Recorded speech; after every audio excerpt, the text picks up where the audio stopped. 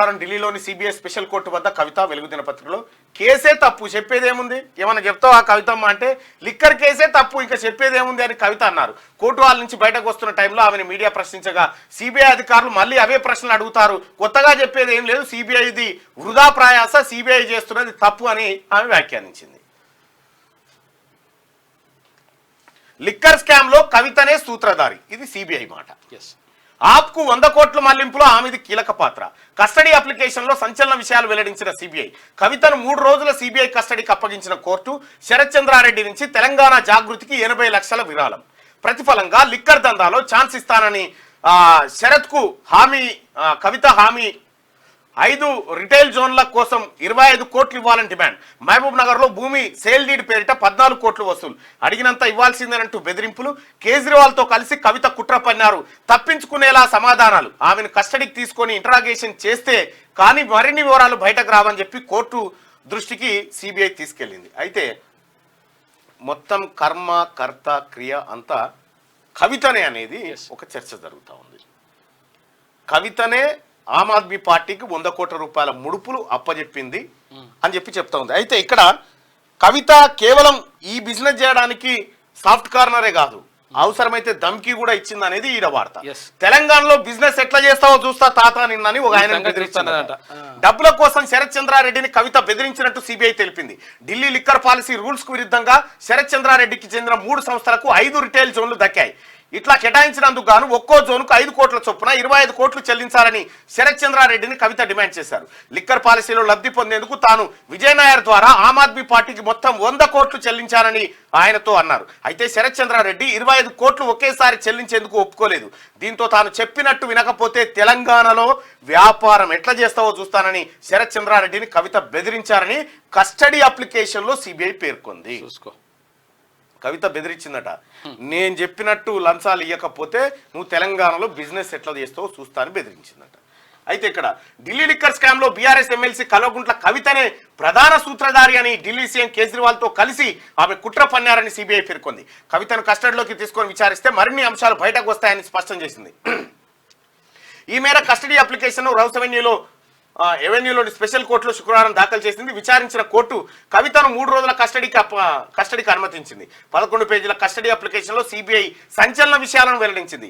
Delhi liquor policy రూపకల్పన మొదలు స్కామ్లో పలువురి పాత్ర, కేసు దర్యాప్తులో సేకరించిన ఆధారాలు, సహనిందితుల స్టేట్మెంట్లను కూడా అందులో పొందుపరిచింది. అంటే ఓ రకంగా సిబిఐ పక్కా ఆధారాలతోటి పక్కా సమాచారంతో కవితను మళ్ళీ కస్టడీ. అయితే విషయం ఏంటంటే సిబిఐ దగ్గర ఆల్రెడీ 11 పేజీలకు సంబంధించిన సమాచారం ఉంది. అయితే ఇంకా సమాచారాన్ని రాబట్టాలి కాబట్టి ఇంకా 3 రోజుల కస్టడీ అడిగింది. దానికి కారణాలు ఏం చెప్పిందంటే కవిత లేని భూమి, మహబూబ్ నగర్ లో భూమే లేదు, దాన్ని రిజిస్ట్రేషన్ చేసి దాదాపు ఎన్ని కోట్లు 14 కోట్ల రూపాయలు వసూలు చేసిందట. ఈ 14 కోట్ల రూపాయలు ప్లస్ ఆడ ఢిల్లీలో ఆ జోన్లు వచ్చినందుకు ఒక్కొక్క జోన్కు 5 కోట్ల చొప్పున అట్లా వసూలు చేసిందట. ఇవన్నీ కలిపి ఆమ్ ఆద్మీ పార్టీకి పంపింది కాబట్టి ఆమ్ ఆద్మీ పార్టీ కేజ్రీవాల్ ఈమె ఇద్దరు కలిసే ఈ దంద చేసిరు. ప్రధాన సూత్రధారి పాత్రధారి కవితనే అనేది సిబిఐ న్యాయస్థానం చెప్పినటువంటి మాట.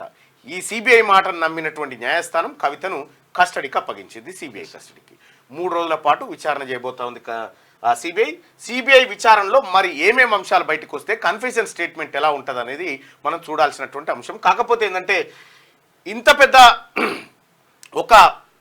ఒక లిక్కర్ పాలసీ, ఇది 100 కోట్ల పంచాయతీ, సరే 1000 కోట్లు అనుకో, 100 కోట్ల పంచాయతీ అనేది అందరికి తెలిసిందే. 100 కోట్ల ముడుపులు కేజ్రీవాల్ పోయిరు అనేది మనకు అర్థమవుతున్నటువంటి మాట. ఇది నరేంద్ర మోడీ గారు మాట్లాడుకుంటే ఏమన్నాడు, నేరగాళ్ళు నేరస్తులు స్కామర్లంతా జైళ్లలోనే ఉంటారని చెప్పిండు. కానీ నేను మీకు ఒక వీడియో చూపించదలుచుకున్న మిత్రులారా, ఈ వీడియో చూసిన తర్వాత అసలు కవిత కేసు కంటే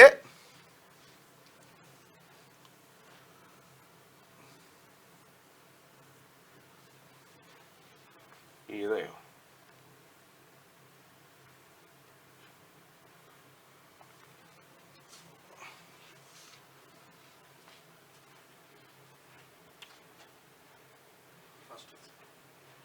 రైట్. ఇక్కడ మీకు వీడియో చూపిస్తా ఉన్నా. అలానా అనేటువంటి ఒక కంపెనీ ఉంది. ఈ కంపెనీ మొన్న ఎలక్టోరల్ బాండ్ల ద్వారా భారతీయ జనతా పార్టీకి కోట్ల రూపాయల విరాళం ఇచ్చింది. భారతీయ జనతా పార్టీ అంటే మీ అందరికీ తెలుసు, హిందూ ధర్మం, గోరక్షణ, భారత్ మాత, ఇవన్నీ అంశాలు ఉంటాయి కదా దాంట్లో. అంటే వాళ్ళు చెప్తా ఉంటారు కదా. అయితే ఇక్కడ ఈ అలానా అనేటువంటి కంపెనీ ఏంటనంటే ఆవు మాంసాన్ని ఇతర దేశాలకు ఎక్స్పోర్ట్ చేసేటువంటి పెద్ద కంపెనీ ఇది. భారతీయ జనతా పార్టీ విరాళాలు ఇచ్చింది. అంటే గోమాత నమ్మిన పైసలతోటి భారతీయ జనతా పార్టీ విరాళాలు ఇచ్చింది. ఇది నేను కాదు, జూరాటే అతిపెద్ద ఏది ఆవు మాంసాన్ని ఇతర దేశాలకు ఎక్స్పోర్ట్ చేసేటువంటి కంపెనీ భారతీయ జనతా పార్టీకి ఎలక్టోరల్ బాండ్ల రూపంలో పైసలు ఇచ్చింది. ఇక వాళ్ళు చెప్తారు, మనం వినాలి. గొడ్డు మాంసంతో వ్యాపారం చేసి విదేశాలతో వ్యాపారం చేసే సంస్థ అలనా అనేటువంటి company. Allana is the world largest producer and exporter of frozen halal boneless buffalo meat. గొడ్డు మాంసం ఎక్స్పోర్ట్ చేస్తుంది. ఆ దందాల కింద ఈ దందాలు చాలా చిన్నయే.